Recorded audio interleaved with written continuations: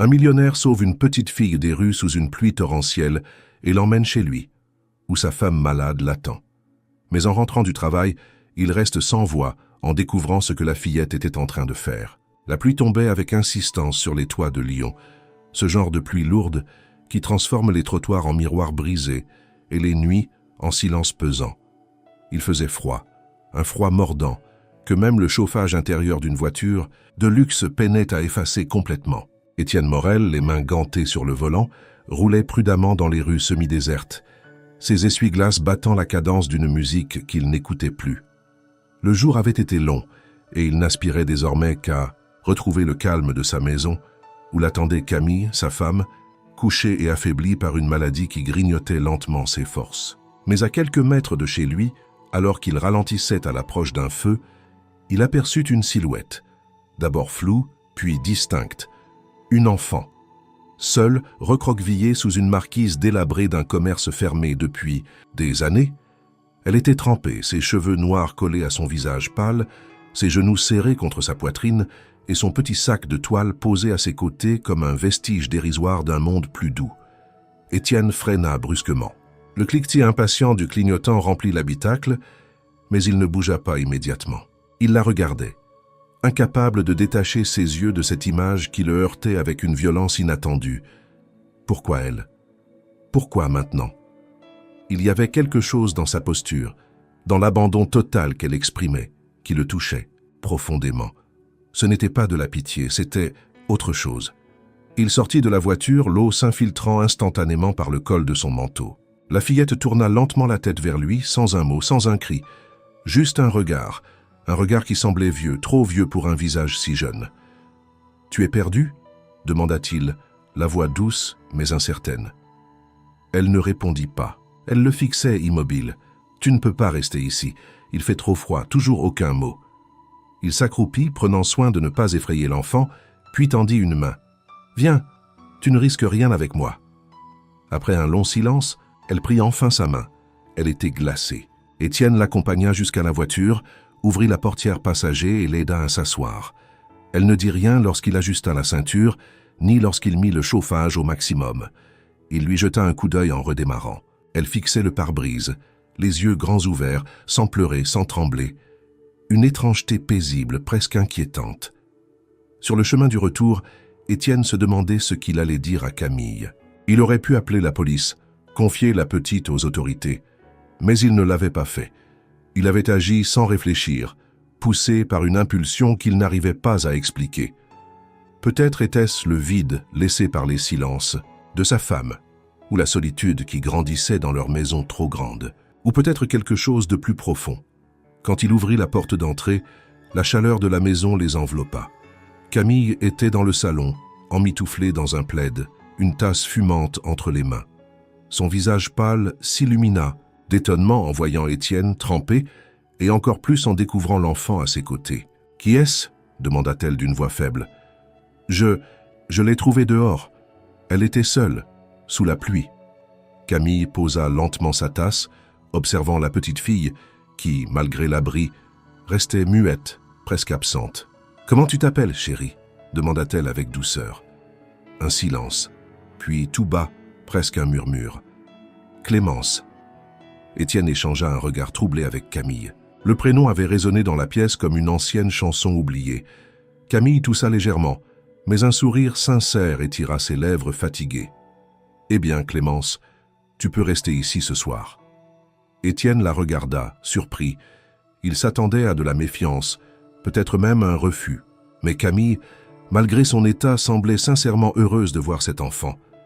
Il aida Clémence à retirer son manteau trempé et l'installa dans la chambre d'amis, ajoutant une couverture supplémentaire sur le lit.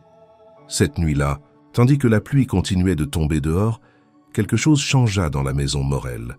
Un murmure silencieux, un déplacement invisible de l'air. Étienne, allongé près de Camille, n'arrivait pas à fermer l'œil. Il repensait au regard de Clémence, à son silence, à son apparition soudaine. Il ne savait pas encore, mais cette rencontre allait bouleverser non seulement sa vie, mais tout ce qu'il pensait connaître du passé. Et pendant ce temps, dans la chambre d'amis, Clémence ne dormait pas non plus. Ses yeux ouverts scrutaient l'obscurité, comme si elle attendait quelque chose. ou quelqu'un. Le lendemain matin, la lumière grise de l'aube filtrait à peine à travers les rideaux épais de la maison Morel. Une fine bruine persistait, peignant les vitres de gouttelettes timides. Dans la cuisine silencieuse, Étienne préparait du café, jetant de temps à autre un œil vers l'horloge murale. Il devait partir dans moins d'une heure pour un rendez-vous important avec un investisseur étranger. Malgré l'urgence de ses affaires, son esprit restait englué dans les événements de la veille.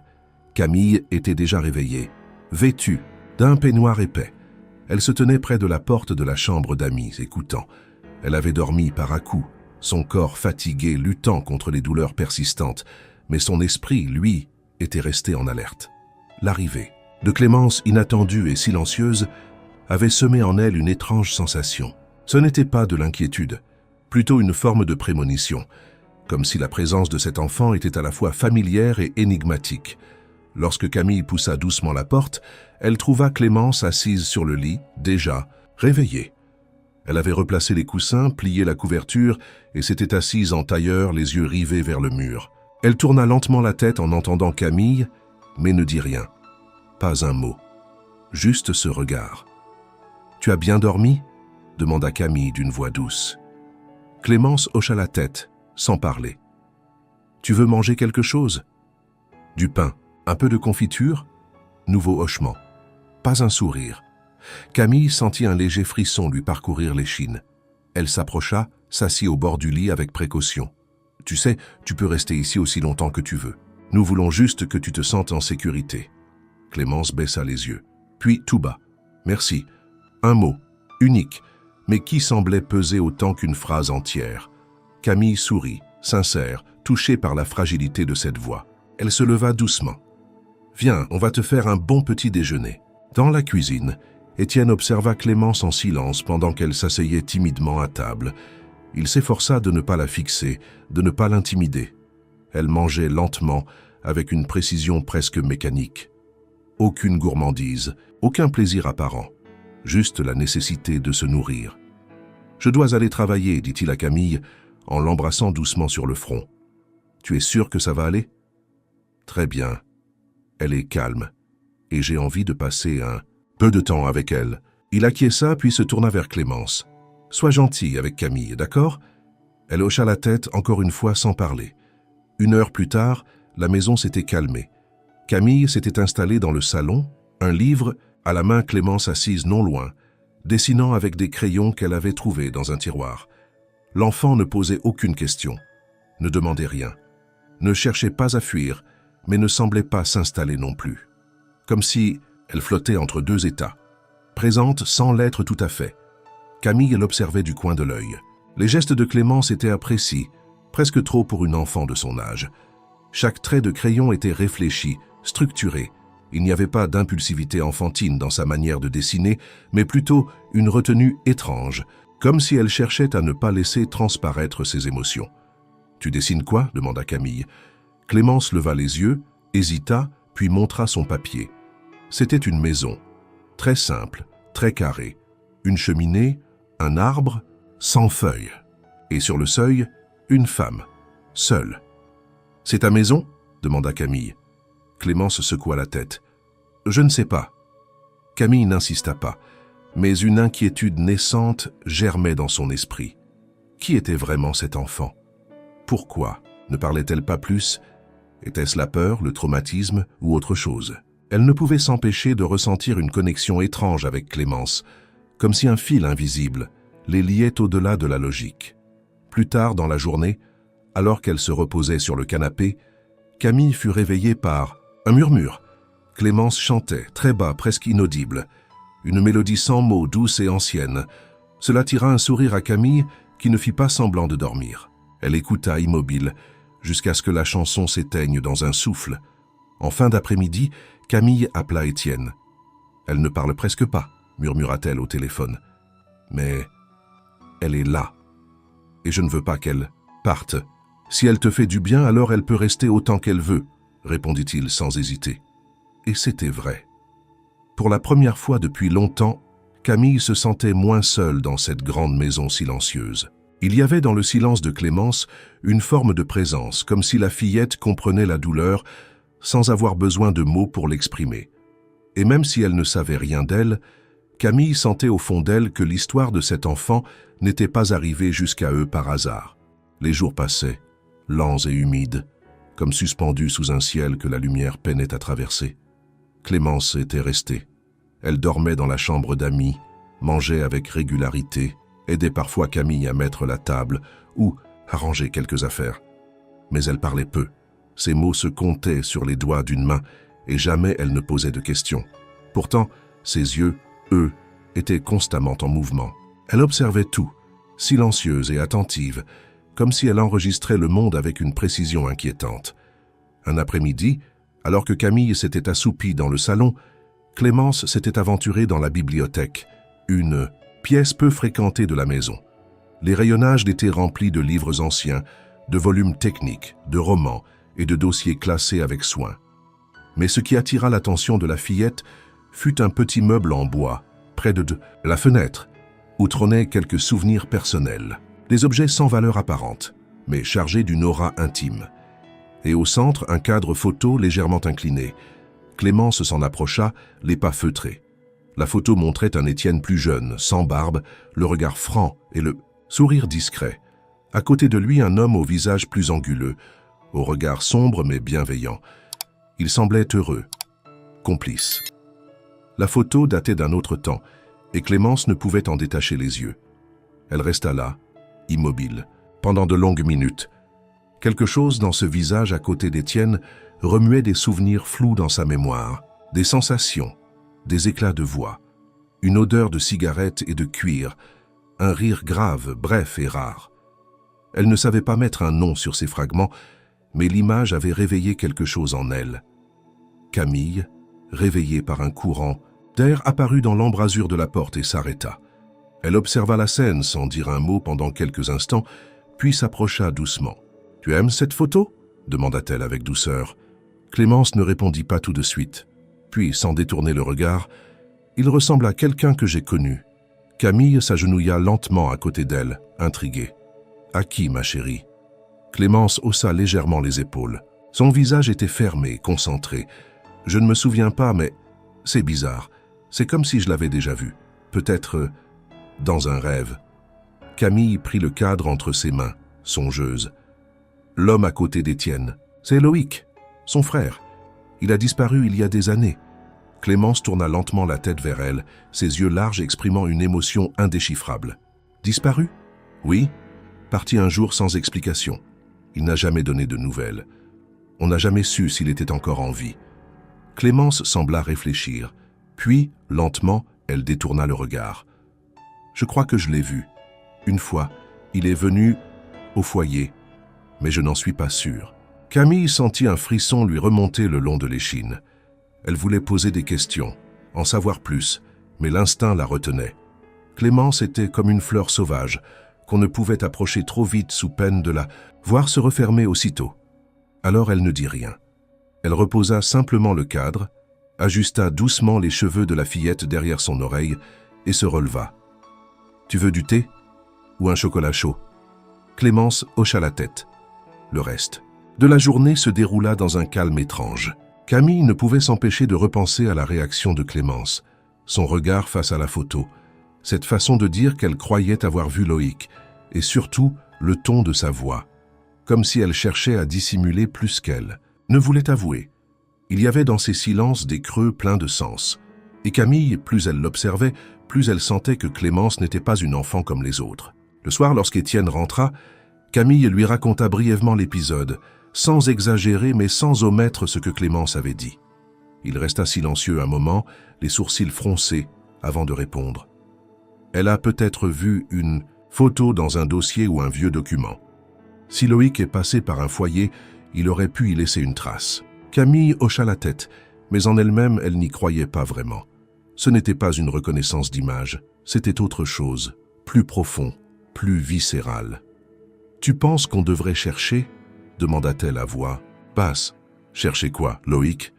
Camille, ça fait des années, on n'a aucune piste. Je ne sais pas. Je pense juste que cette petite n'est pas arrivée ici par hasard. Étienne lui prit la main, tentant de la rassurer. Mais dans ses propres pensées, l'image de son frère surgissait à nouveau, floue et douloureuse. Et l'idée que cet enfant fragile et mutique puisse être lié à lui d'une manière ou d'une autre s'immisçait lentement comme une graine prête à germer. Le troisième matin s'annonçait gris, mais plus doux. Une lumière pâle filtrait à travers les rideaux, donnant à la maison Morel une clarté tiède, presque apaisante. Camille s'était réveillée tôt, un peu plus en forme que d'habitude, bien qu'un poids vague pesât toujours sur sa poitrine. Clémence dormait encore paisible dans la chambre d'amis. Étienne était déjà parti, laissant un mot bref sur le comptoir, comme à son habitude. Réunion à 9 heures. T'embrasse. Après un rapide petit déjeuner, Camille entreprit de ranger un peu la maison. Elle passa dans le salon, redressa quelques coussins, déposa une pile de journaux sur la console, puis, machinalement, ouvrit la petite vitrine où elle conservait certains objets précieux. C'est là que le vide la frappa. Le petit cadran, en velours rouge qui abritait autrefois le vieux montre de poche, n'était plus là. Un frisson lui parcourut l'échine. Elle referma la vitrine, la rouvrit, fouilla les étagères autour, pensa l'avoir déplacé par distraction. Rien. Le petit objet, lourd d'histoire, avait disparu. C'était une montre ancienne, en argent terni, ayant appartenu au grand-père d'Étienne. Il la tenait comme une relique, la sortait parfois pour la contempler sans vraiment en parler. Elle représentait plus qu'un simple souvenir. Elle était un lien, discret mais profond, avec son passé. Camille recula d'un pas, incertaine. Elle n'avait pas envie de tirer de conclusions hâtives. Peut-être Étienne l'avait-il prise sans le dire. Peut-être l'avait-elle elle-même rangée ailleurs. Elle se força à ne pas céder à l'inquiétude. Ce n'est que plus tard, alors que Clémence lisait en silence dans le salon, qu'elle posa la question avec prudence. « Dis-moi, Clémence, tu aurais vu une petite montre en argent dans une boîte rouge ?» Elle était là, dans la vitrine. La fillette leva les yeux, calme, mais ne répondit pas. Elle sembla réfléchir, puis secoua la tête. Non, pas d'hésitation apparente, pas de nervosité dans la voix, juste ce refus simple, nu. Camille hocha la tête, tentant de masquer sa déception. Elle ne voulait pas croire que l'enfant mente. Elle ne voulait surtout pas croire qu'elle aurait pu prendre cet objet. Pourtant, le doute s'était installé comme une tache d'encre sur du papier blanc. Elle appela Étienne en fin de matinée. Sa voix au téléphone était neutre, concentrée. « Tu as pris la montre de ton grand-père ?»« Non, pourquoi ?»« Elle n'est plus là. » Un silence. « Tu crois que Clémence... » »« Je ne veux pas croire ça, Étienne, mais je préfère te le dire. » Il poussa un soupir à l'autre bout du fil. Elle a peut-être juste joué avec et l'a posé quelque part. On cherchera ce soir. Mais au fond, Camille sentait que ce n'était pas un simple égarement. Elle connaissait l'ordre méticuleux de ces objets. Rien ne disparaissait sans raison dans cette maison. Et même si elle voulait croire en l'innocence de Clémence, la coïncidence lui laissait un goût amer. Au fil de l'après-midi, elle tenta de chasser l'idée. Elle invita Clémence à l'aider à plier du linge puis à préparer un gâteau. L'enfant s'exécuta sans plainte, avec un soin discret. Elle ne montrait ni culpabilité, ni inquiétude. Mais parfois, Camille sentait ce regard posé sur elle, comme si Clémence lisait en elle plus qu'elle ne disait. Le soir venu, Étienne rentra. Ensemble, ils cherchèrent à nouveau. La montre restait introuvable. Il tenta de minimiser l'affaire, prétextant qu'il la retrouverait tôt ou tard. Mais Camille percevait, dans ses gestes plus secs, une tension croissante. L'incertitude les rongeait. Avant d'aller se coucher, Camille s'approcha une dernière fois de la chambre de Clémence. Elle poussa la porte doucement. La petite dormait recroquevillée sous la couverture, ses mains repliées sous sa joue. Camille entra, s'avança lentement, observa la pièce. Rien d'anormal, aucun indice. Pourtant, une sensation étrange persistait, comme si un secret flottait dans l'air, silencieux, à peine perceptible. Elle quitta la chambre sur la pointe des pieds, son cœur alourdi par une intuition qu'elle ne pouvait expliquer. Ce soir-là, en s'allongeant près d'Étienne, elle murmura dans l'obscurité « Et si elle ne nous disait pas tout ?» Il ne répondit pas tout de suite. Puis, dans un souffle, « Alors on devra découvrir ce qu'elle cache. » Mais ni l'un ni l'autre ne pouvaient encore imaginer à quel point la vérité allait bouleverser leur vie. Le lendemain, le ciel était dégagé pour la première fois depuis des jours. Une lumière claire entrait par les fenêtres, rendant la maison plus vivante, presque légère. Camille, malgré une nuit agitée, se leva avec l'étrange sentiment que quelque chose allait se produire. Elle le sentit dans la façon dont Clémence descendit l'escalier, plus lentement, comme absorbée dans ses pensées. Étienne, lui, était déjà parti, laissant derrière lui l'odeur subtile de son café et une tension non dite. Clémence prit son petit déjeuner en silence, comme à son habitude, mais elle semblait ailleurs. Ses gestes étaient mécaniques, ses yeux souvent perdus dans le vide. Camille l'observait du coin de l'œil, tentant de comprendre ce qui se passait derrière ce front lisse et ce regard profond. Le souvenir de la montre disparue planait encore entre elles, invisible mais pesant. Plus tard dans la journée, Camille proposa une promenade dans le petit jardin à l'arrière. Le vent était frais, mais le soleil réchauffait l'air et les premières feuilles mortes commençaient à tapisser le sol. Clémence accepta sans protester. Elles marchèrent lentement parmi les buissons encore humides de la veille. « Tu veux me parler un peu de toi, Clémence ?» demanda Camille avec douceur, après un long silence. L'enfant haussa les épaules, l'air hésitant. « Il n'y a pas grand-chose à dire, murmura-t-elle. Tu sais, tu n'es pas obligée. Mais si tu as envie, je suis là. » Un silence s'étira, ponctué seulement par le bruissement du vent dans les branches. Puis, tout doucement, comme si les mots lui coûtaient un effort immense, Clémence parla. « J'étais dans un foyer. Il y avait beaucoup d'enfants. Les plus grands prenaient tout. Les adultes criaient. On ne dormait pas bien. J'ai fugué. Quand une femme est venue pour m'emmener. » Camille s'arrêta attentive. « Elle voulait t'adopter ?» Clémence secoua la tête, lentement. « Je ne sais pas. Elle disait que j'avais été choisie. Mais elle me faisait peur. Elle criait quand je ne répondais pas. Elle m'a tiré par le bras. Alors, je suis parti. » La voix de Clémence était sans émotion, presque clinique. Mais Camille sentit sous la surface une douleur ancienne, une peur enfouie. « Tu es très courageuse, tu sais.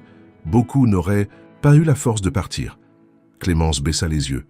Puis, après une longue pause, « Je ne me souviens pas bien de mes parents, juste des choses floues, des parfums, une voix douce, une berceuse.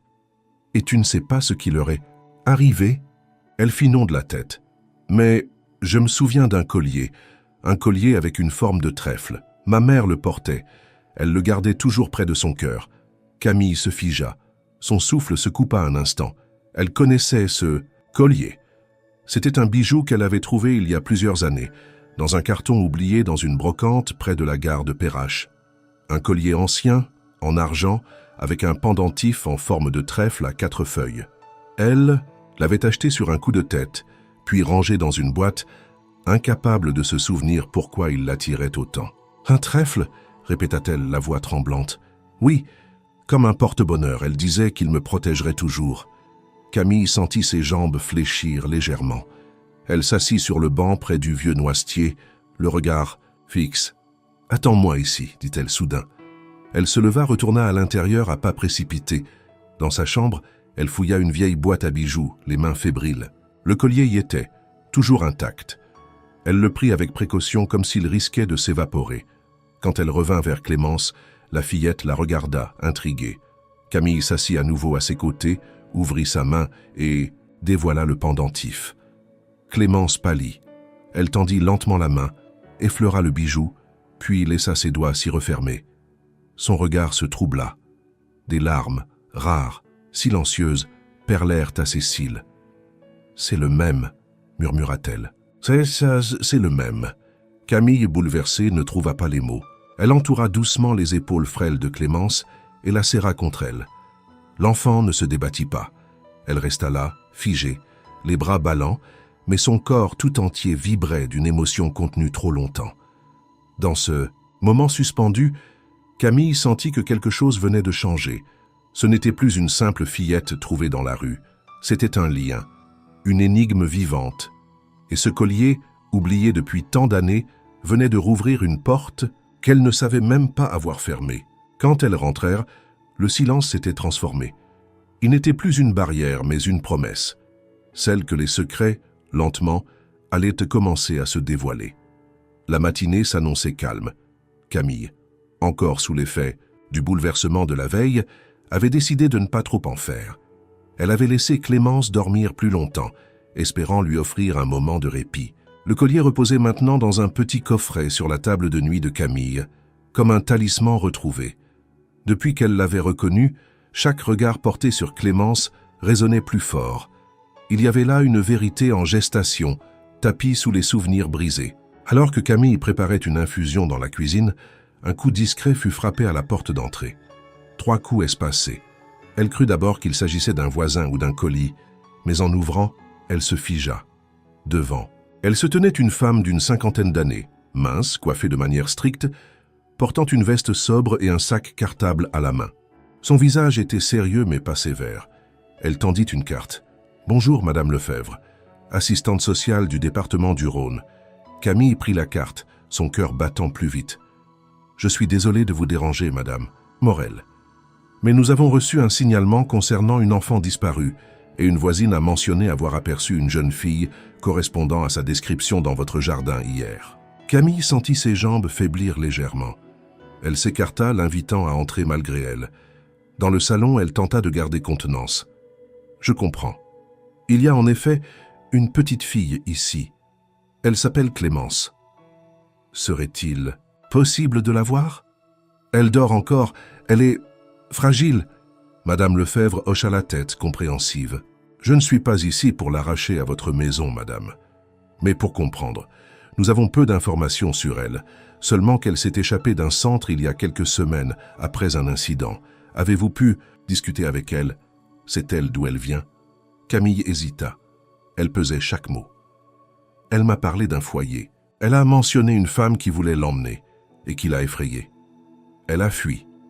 C'est tout ce qu'elle a dit. Elle ne parle presque pas. » Madame Lefebvre sortit un dossier de son sac, le posa sur la table basse et l'ouvrit. Une photo y était agrafée. C'était Clémence, plus jeune de quelques années, mais c'était bien elle. Même regard, même posture de réserve. Elle a été placée très tôt. Il y a peu de traces de sa famille. Elle n'a pas de dossier médical complet et les documents d'origine sont presque vides. C'est une enfant que le système a perdue dans ses propres plis. Camille sentit une colère sourde monter en elle. Elle ne mérite pas ça. Non, en effet. C'est pourquoi nous devons agir avec précaution. Elle est en situation irrégulière. Elle a besoin de stabilité. Et ce que je veux savoir, Madame Morel, c'est si vous êtes prête à lui offrir cela. » Camille releva les yeux, sans hésitation. « Oui. Elle est ici chez elle. Elle ne dort plus dehors. Elle mange. Elle parle un peu et surtout, elle sourit. » Madame Lefebvre referma le dossier. Son visage se détendit légèrement. « Je dois remplir un rapport, mais je vais noter qu'elle est en sécurité. Cela nous donne un peu de temps pour réfléchir à la suite. Je reviendrai dans quelques jours. » Camille l'accompagna jusqu'à la porte. Avant de partir, Madame Lefebvre se tourna une dernière fois vers elle. « Une dernière chose, vous n'avez pas encore informé votre mari ?» Camille secoua la tête, légèrement gênée. « Pas encore. Je voulais comprendre un peu mieux avant. Faites-le bientôt. Ces choses-là, on ne peut pas les cacher trop longtemps. » Après son départ, Camille resta un long moment sur le seuil, le regard perdu. Elle se sentait partagée entre soulagement et peur.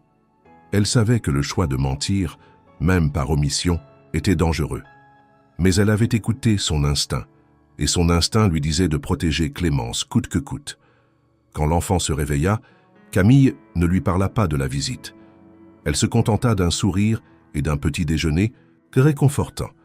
Clémence, comme si elle avait deviné quelque chose, la regarda longuement puis dit d'une voix calme « Elle était gentille. Mais je ne veux pas repartir. » « Tu ne repartiras pas, répondit Camille sans détour. Ce jour-là, quelque chose changea entre elles. Le lien, déjà fort, se scella plus profondément. Et si Étienne ignorait encore les détails, Camille savait que le moment viendrait bientôt où elle devrait tout lui révéler. Mais pour l'instant, il n'y avait qu'elle, 2 solitudes qui s'étaient trouvées, 2 âmes liées par un passé encore obscur. Les jours suivants prirent une teinte nouvelle dans la maison Morel. Le rythme lent auquel Camille et Clémence s'étaient habitués s'enrichissait maintenant d'un souffle inattendu. Une légèreté douce, presque timide, s'installait peu à peu dans les gestes du quotidien. Le silence n'était plus pesant, il devenait complice. Clémence, sans changer brusquement, semblait s'ouvrir à la vie dans cette maison qu'elle n'avait pas choisie, mais qu'elle commençait à apprivoiser. Camille le sentait. Dans les regards plus directs, dans les sourires esquissés, dans l'attention que la fillette portait à tout ce qui l'entourait. Et puis, un jour, ce fut la musique. Cela commença sans prévenir. En fin d'après-midi, alors que Camille somnolait sur le canapé, elle entendit une note timide vibrer à travers les murs. Elle se redressa lentement. Les notes se poursuivirent, hésitantes, puis plus affirmées. Un piano. Le vieux piano droit de la pièce à côté, que plus personne ne touchait depuis des années. Elle se leva, avança sans bruit et s'arrêta dans l'embrasure de la porte. Clémence était là, assise sur le tabouret, les pieds à peine touchant le sol, les mains posées sur le clavier. Elle jouait. Ce n'était pas une mélodie enfantine, ni un air populaire. C'était une succession de notes simples, mais fluides, comme si elle composait en jouant. Son visage était concentré mais paisible. Elle n'avait pas vu Camille. Quand la dernière note retentit, Camille applaudit doucement. Clémence sursauta légèrement, puis se retourna les joues rouges. « Tu joues merveilleusement bien, dit Camille, émue. »« Je ne sais pas lire la musique, murmura Clémence. Mais tu la sens. » L'enfant baissa les yeux. Il y avait un piano dans le foyer. Personne ne jouait. Moi, j'aimais m'y asseoir, et j'écoutais ce que mes mains faisaient. Camille s'approcha, s'assit près d'elle. « Tu veux que je t'apprenne à lire les partitions ? J'en ai encore quelques-unes. » Clémence hocha la tête, un sourire timide aux lèvres. Ce fut le début d'un rituel. Chaque après-midi, après les devoirs improvisés que Camille préparait, elle se retrouvait autour du piano. Clémence progressait vite. Sa mémoire musicale était exceptionnelle. Et plus elle jouait, plus quelque chose se révélait en elle. Une douceur, une sensibilité profonde, presque douloureuse. Camille retrouvait une vitalité oubliée. Ses douleurs ne disparaissaient pas, mais son esprit était plus alerte. Elle riait plus souvent. Elle retrouvait un rythme. Son médecin, intrigué, constata une légère amélioration et parla de réponse psychosomatique positive. Mais Camille savait que ce n'était pas seulement ça. Clémence était devenue un remède qu'elle n'avait jamais cherché. Un soir, alors que le feu crépitait dans la cheminée, Camille demanda « Tu te souviens de ta mère, un peu ? Plus maintenant ?» Clémence hésita, puis tout bas. « Parfois.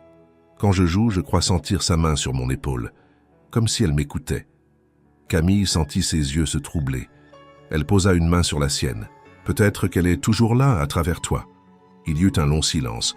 Puis Clémence demanda « Tu crois que les morts peuvent entendre la musique ?» Camille réfléchit, puis répondit « Je crois que la musique va là où les mots ne peuvent pas aller. » Les jours continuèrent, baignés par cette étrange harmonie.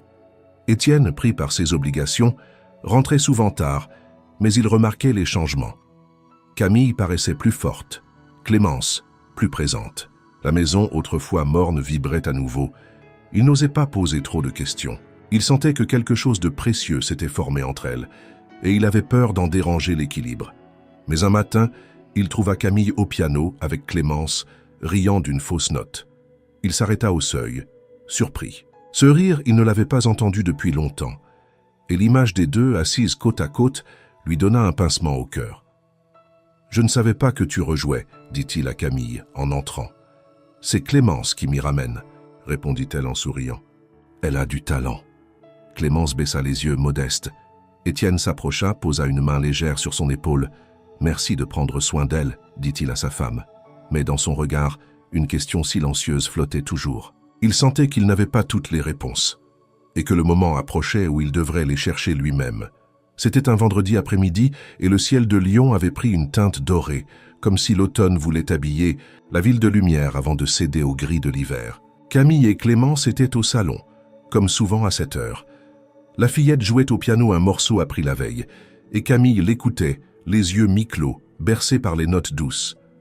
Depuis plusieurs jours, une paix étrange régnait dans la maison, fragile mais réconfortante. Les silences n'étaient plus lourds, ils étaient pleins. Ce jour-là, cependant, Étienne décida de rentrer plus tôt. Il avait terminé une série de réunions éprouvantes et aspirait à la tranquillité de son foyer, au sourire de Camille, au regard doux de cette petite fille qui avait, sans qu'il comprenne vraiment comment, pris une place dans leur vie. Il gara la voiture, gravit les marches de pierre et ouvrit la porte sans bruit. Le son du piano lui parvint aussitôt. Il se figea un instant, puis s'avança lentement vers le salon. Ce qu'il vit le frappa de plein fouet. Camille était assise au piano, non pas seule, mais épaule contre épaule avec Clémence. Elle riait, un rire vrai, spontané. Camille avait retrouvé des couleurs et ses gestes étaient presque légers. Clémence, concentrée sur le clavier, souriait timidement. Mais ce n'était pas cela qui perturba Étienne, c'était ce que Clémence tenait dans sa main gauche, un petit objet en argent terni suspendu à une chaîne. Le vieux montre de poche. Étienne s'approcha lentement. Camille leva les yeux, surprise mais heureuse de le voir. « Tu es rentré tôt. » Il désigna l'objet. « Où as-tu trouvé ça ?» Clémence leva les yeux vers lui, sans peur. Il était tombé derrière. « La bibliothèque, dit-elle calmement. Je l'ai vu briller quand je cherchais un crayon. » Camille fronça les sourcils, troublée. « Tu l'as trouvé aujourd'hui ?» Clémence hocha la tête. Elle tendit le montre à Étienne qui la prit avec précaution. Il l'ouvrit. Les aiguilles s'étaient arrêtées à une heure indéterminée, mais l'intérieur était intact. Ou presque. Son regard s'arrêta soudain. Il y avait quelque chose d'étrange, une irrégularité à peine visible. Il passa son ongle sur la surface intérieure, sentant une petite aspérité. Puis, presque mécaniquement, il appuya sur un minuscule ressort à l'arrière du boîtier. Un clic discret retentit, et un double fond s'ouvrit. À l'intérieur, plié avec soin, une feuille jaunie. Une lettre. Camille, qui avait rejoint Étienne, le regardait avec stupeur. Il déplia le papier. L'écriture était ancienne, tremblante mais reconnaissable. « C'est Loïc » murmura-t-il. Clémence s'approcha, silencieuse. Étienne lut à haute voix, chaque mot pesant dans l'air. « À toi qui trouveras ce mot, peut-être mon frère, peut-être personne. Je n'ai pas eu le courage de rester. J'ai fui, j'ai perdu, j'ai aimé, j'ai une fille quelque part. Elle s'appelle Clémence, je n'ai jamais pu être un père pour elle. Je l'ai confiée à un endroit sûr où je l'ai cru. Si tu lis ceci, cherche-la. Donne-lui ce que je n'ai pas su lui offrir. Pardonne-moi. » Le silence qui suivit fut total. Étienne relut la lettre plusieurs fois, les doigts tremblants. Camille porta une main à sa bouche, bouleversée. Clémence, elle, ne disait rien, mais dans ses yeux, quelque chose s'éclairait. Elle regarda la photo sur la bibliothèque, celle qu'elle fixait dès les premiers jours. Puis elle regarda Étienne. « Lui, murmura-t-elle, c'est lui. Il venait parfois. Il m'appelait ma petite étoile. » Étienne tomba assis sur le canapé, le souffle court. Tout prenait soudain un sens nouveau. L'apparition de Clémence, son regard devant la photo, le collier, et maintenant, cette lettre, cachée depuis des années dans un objet qu'il croyait vide de secret. « Tu crois que c'est vrai ?»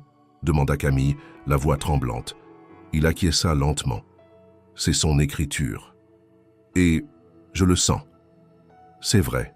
Elle est la fille de Loïc.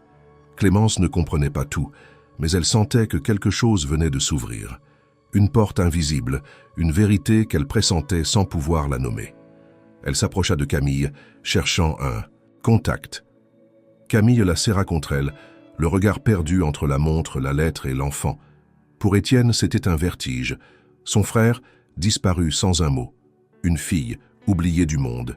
Et lui, au centre de cette révélation, sans y avoir été préparé. Mais au fond de lui, une chose était claire. Cet enfant n'était plus une inconnue. Elle était un fragment du passé, un morceau de Loïc, un lien vivant vers une histoire qu'il croyait révolue. Et désormais, il ne pourrait plus l'ignorer. La nuit tomba sur la maison Morel, comme une chape silencieuse, lourde d'émotions contenues. Le dîner fut presque muet.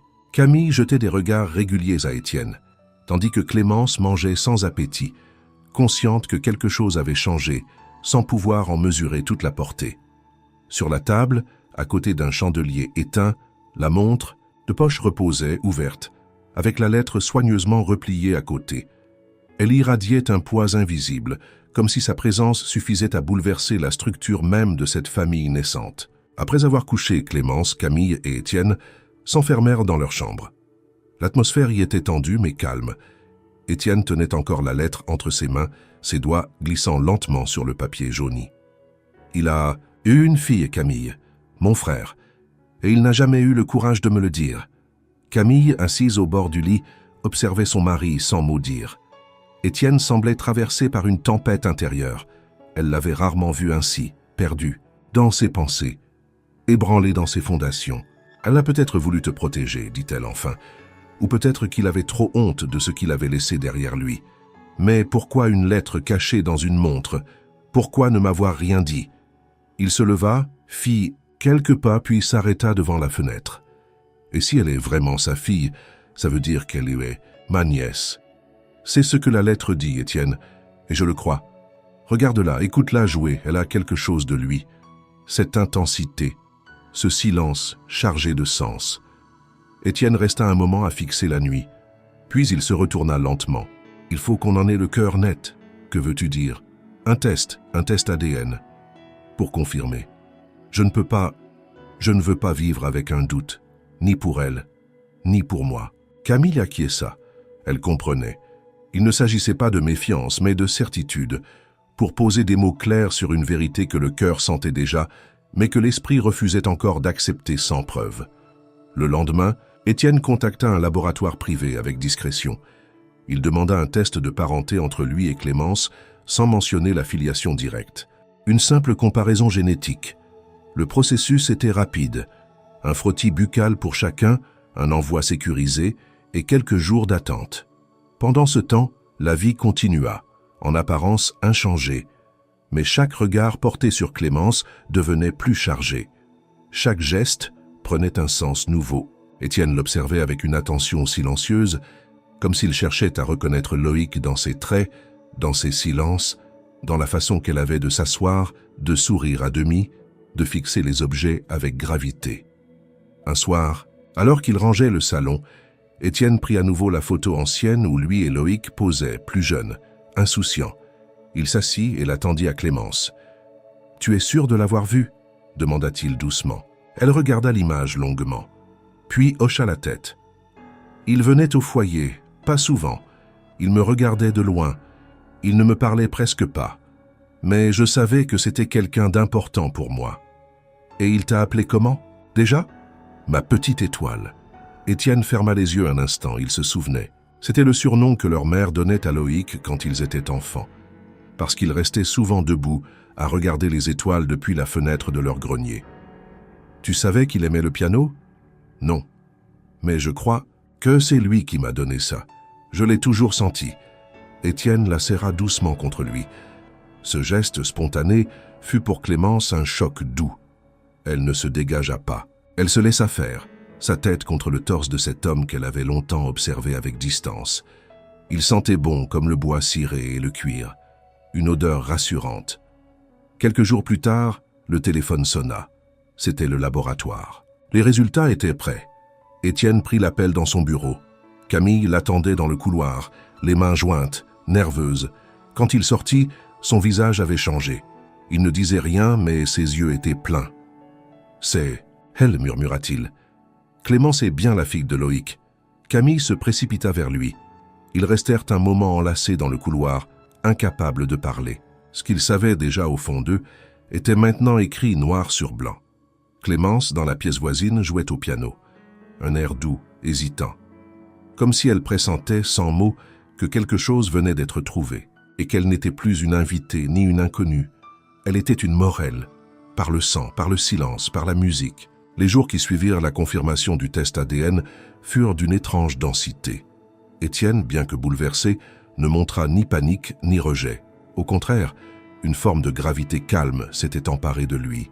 Comme si, en apprenant que Clémence était bien la fille de Loïc, il avait senti le poids d'une mission s'abattre sur ses épaules, réparer, comprendre, rattraper, et surtout ne pas répéter l'erreur de son frère. Clémence, elle, n'avait pas été mise au courant immédiatement. Camille avait jugé qu'il fallait attendre le bon moment, que l'enfant ne comprendrait peut-être pas toute la portée de cette vérité. Elle avait seulement remarqué que depuis quelques jours, Étienne la regardait autrement. Pas avec la tendresse floue de l'homme compatissant, mais avec la précision du lien qui se tisse dans le sang, dans la mémoire, dans les silences. Étienne se lança alors dans une quête silencieuse, une enquête intime sur les dernières années de Loïc. Il visita l'ancien foyer mentionné par Clémence, situé en périphérie de Lyon dans un quartier oublié du temps. L'endroit était morne, froid, à peine entretenu. Il y rencontra une éducatrice âgée, Madame Bonnet, qui, après quelques hésitations, se souvint vaguement d'un homme qui venait parfois rendre visite à une petite fille. Un type discret. Il ne parlait à personne. Il restait dehors, regardait à travers les grilles. Je me souviens parce qu'il portait toujours une écharpe rouge, même en été.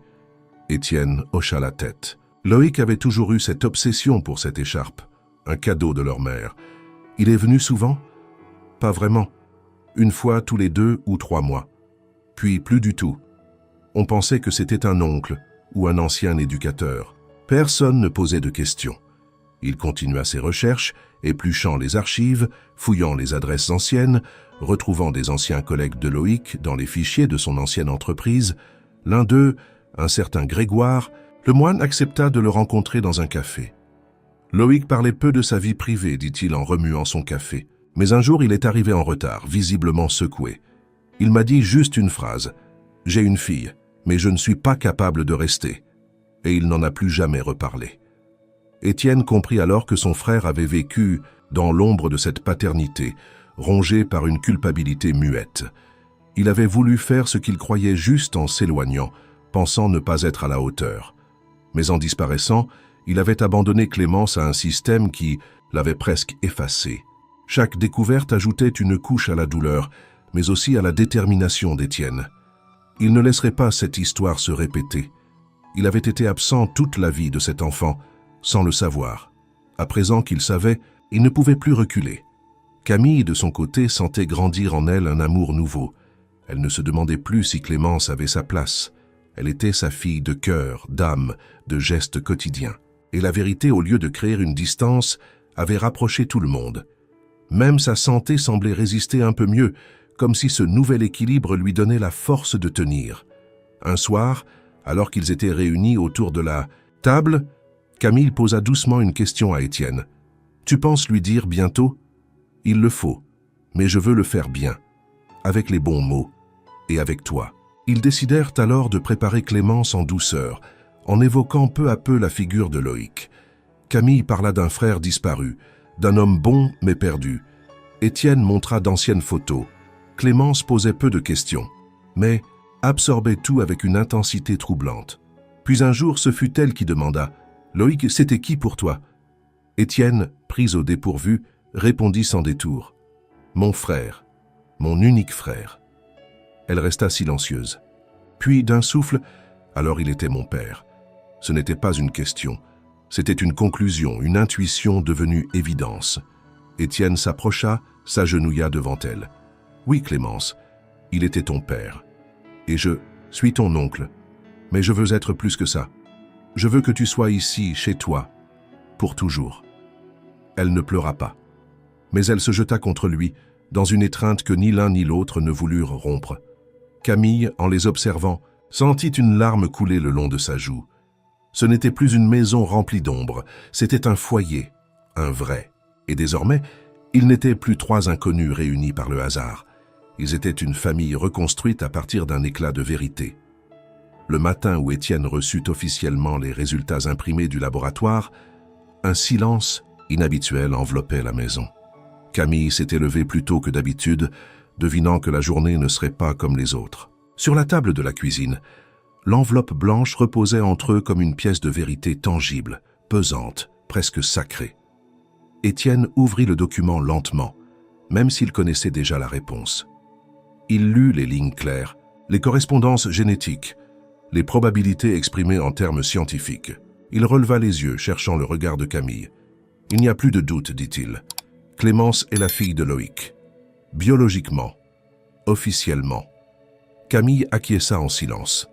Elle s'approcha de lui, prit ses mains dans les siennes, puis dit simplement « Il est temps qu'elle le sache vraiment, avec les mots justes et avec tout l'amour qu'on a à lui donner. » Ce fut dans le salon qu'ils choisirent de lui parler, assis tous les 3, le collier en forme de trèfle posé sur la table entre eux. Camille tenait Clémence par l'épaule. Étienne se racla doucement la gorge, le cœur battant plus vite qu'il ne l'aurait cru. « Clémence, tu sais que depuis que tu es ici, notre vie a changé. Tu as apporté quelque chose de très précieux. » La petite fille le regarda, calme, attentive. « On t'a beaucoup parlé de Loïc, mon frère. Tu sais qu'il a disparu depuis longtemps. Ce que tu ne sais peut-être pas, c'est qu'il t'aimait, très fort, mais il ne savait pas comment être un père. Alors il a fait ce qu'il pensait être le mieux. Il t'a confié à des gens. Il a gardé ses distances. Il a eu tort. Mais il n'a jamais cessé de penser à toi. Clémence écoutait, sans ciller. Camille poursuivit, sa voix douce. Le collier que tu as reconnu appartenait à ta mère.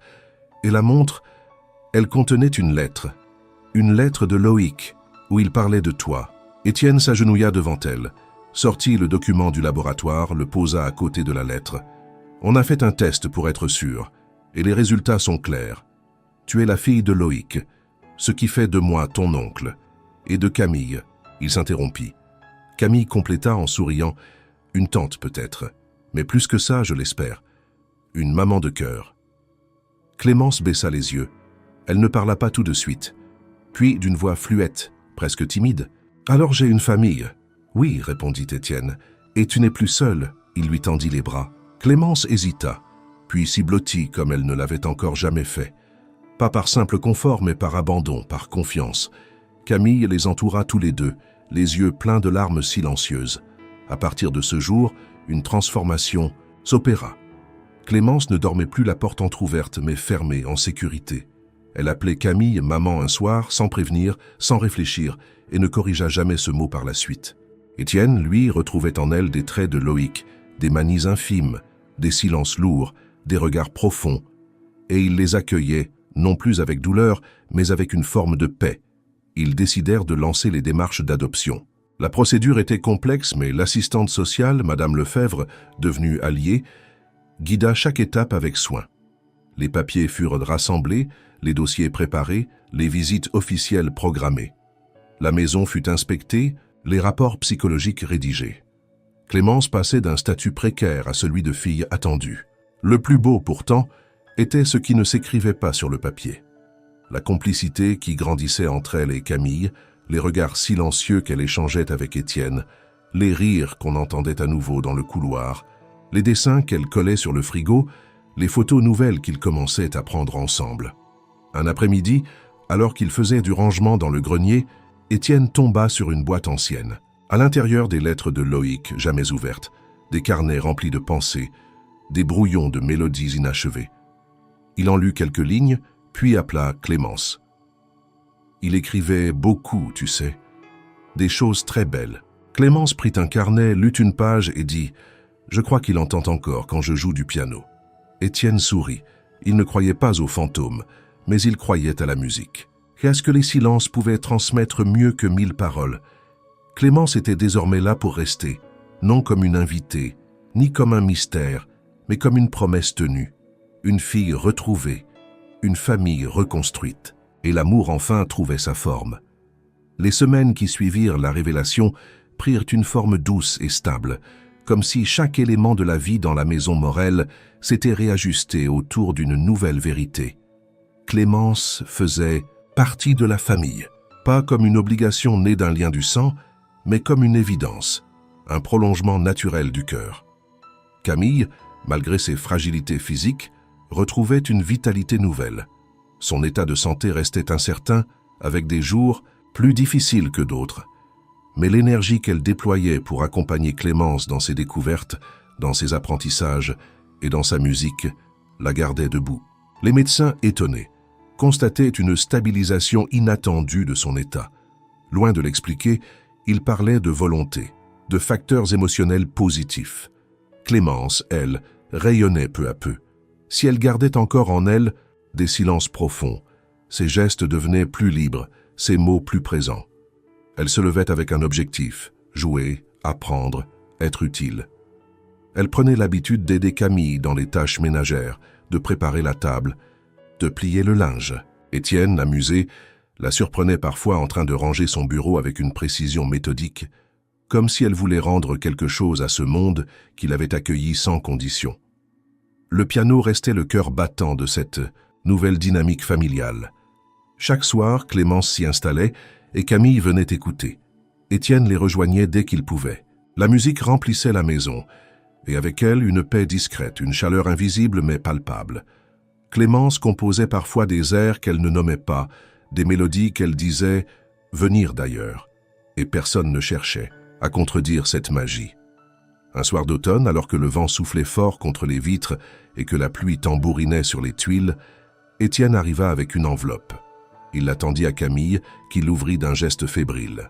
Les mots qu'elle lut lui tirèrent une larme discrète.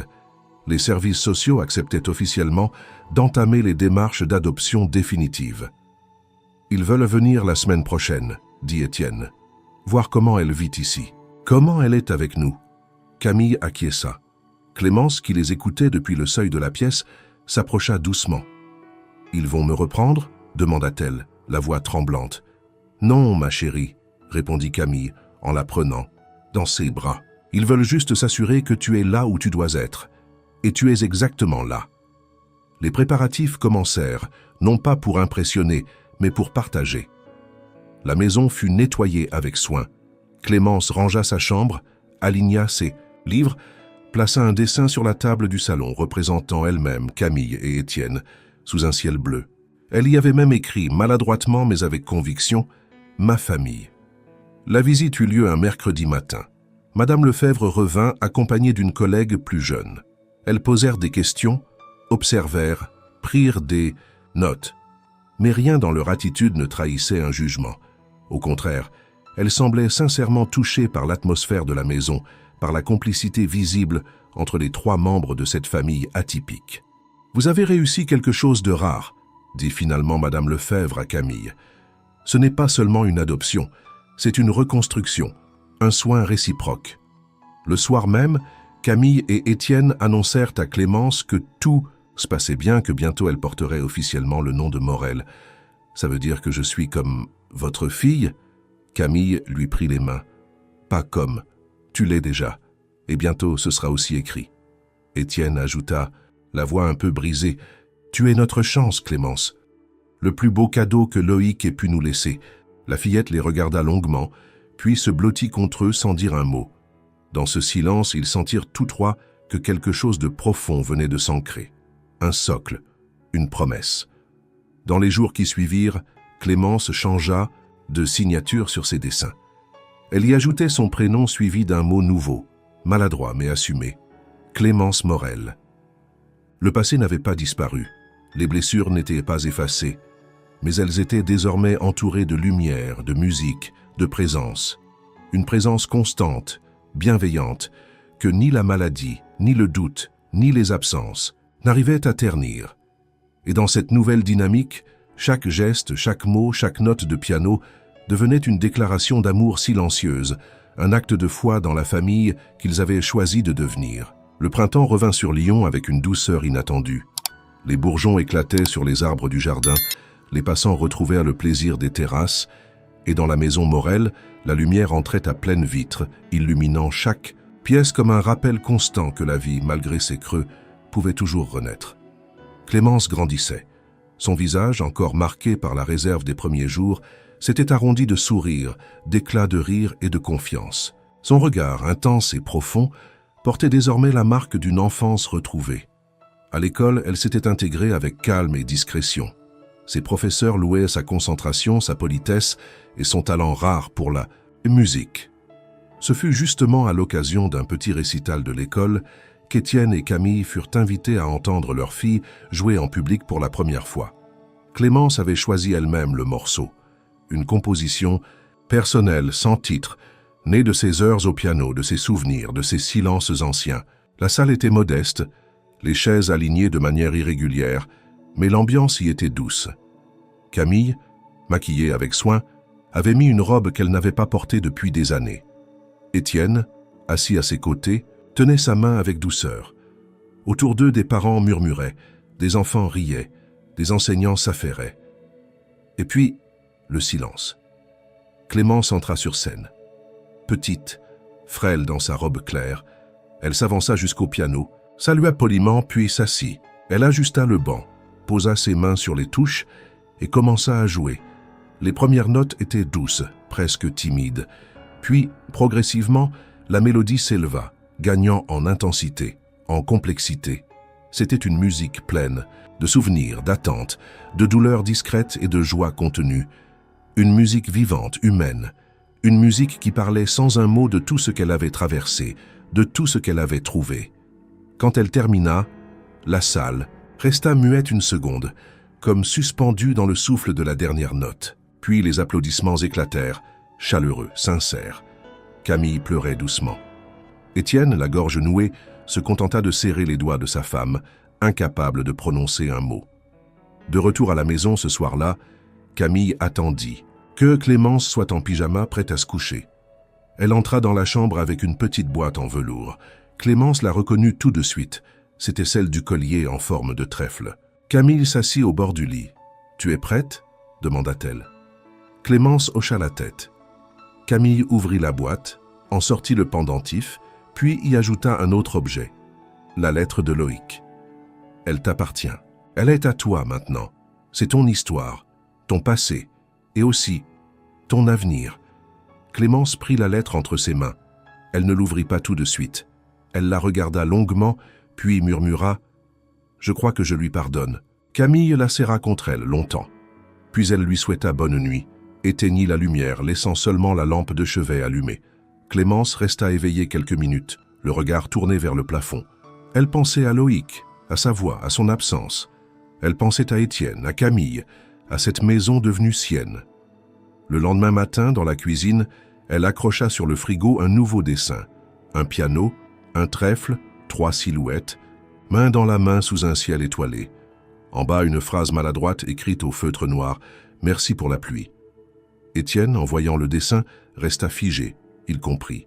Ce soir de pluie à Lyon, lorsqu'il avait vu une petite fille recroquevillée sous une marquise, il n'avait pas seulement abrité une inconnue. Il avait accueilli une histoire, une vérité, un héritage. Et à présent, il savait que cette pluie n'avait pas été une malédiction, elle avait été une promesse.